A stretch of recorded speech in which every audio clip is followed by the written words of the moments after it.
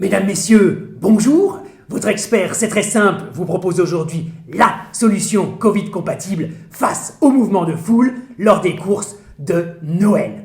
Vous avez toutes et tous remarqué les scènes de cohue, les mouvements de foule d'une densité extrême, de véritables embouteillages humains dans les galeries marchandes, près des stands des marchés de Noël ou devant les vitrines des magasins.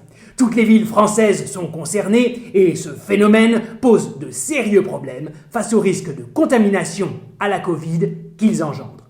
Moi, Daniel Julilaire, expert en solutions techniques et logistiques pour l'émission C'est très simple, je vous propose une solution véritablement Covid compatible, possible dès maintenant, autofinancée et même rentable.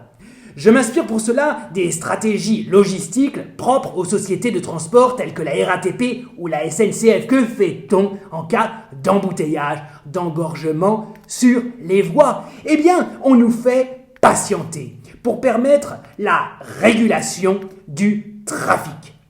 Face au flux de personnes trop important entre les différents points de vente de nos centres urbains, il nous faut donc trouver le moyen d'extraire des flux de circulation une partie de ces individus et de les stocker dans des conditions Covid compatibles pendant une certaine période, un certain temps par roulement afin de réduire le flux des personnes en circulation sur les voies. Nous avons donc besoin d'identifier des lieux où les gens pourraient tester. Attention, il y a beaucoup de contraintes à prendre en compte. Il faudrait qu'ils restent immobiles, masqués, distanciés, sans face à face et silencieux pour limiter l'émission de particules respiratoires et le tout à proximité des centres urbains. Pour c'est très simple, j'ai donc travaillé sur des configurations de ce type avec des entités d'assises toutes orientées vers une même direction. Les personnes appartenant à un même foyer pourraient être stockées les unes à côté des autres, tandis que les autres groupes seraient placés à distance en laissant libre plusieurs entités d'assises que nous pourrions tout simplement appeler des sièges ou des fauteuils. C'est ce détail, mesdames et messieurs, qui m'a mis sur la voie de la solution Covid compatible dont nous avons besoin.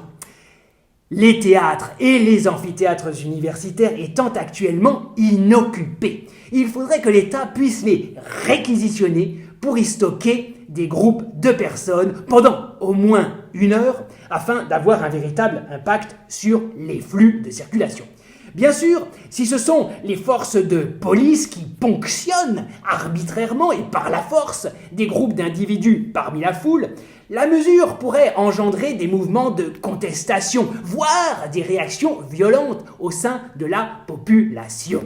La stratégie consisterait donc à leur donner envie de se désolidariser eux-mêmes des élans consuméristes pour se regrouper donc d'eux-mêmes dans ces lieux de stockage. Et il se trouve, mesdames et messieurs, que la plupart des équipes artistiques et techniques du spectacle vivant sont actuellement disponibles.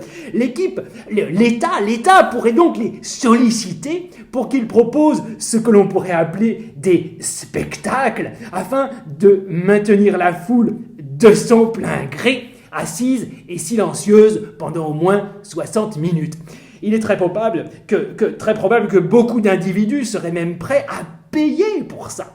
Comble du comble, l'argent récolté pourrait alors servir, mesdames et messieurs, à rémunérer les équipes artistiques et techniques dont une partie est actuellement indemnisée par l'État, ce qui représenterait alors une économie bienvenue pour les finances publiques.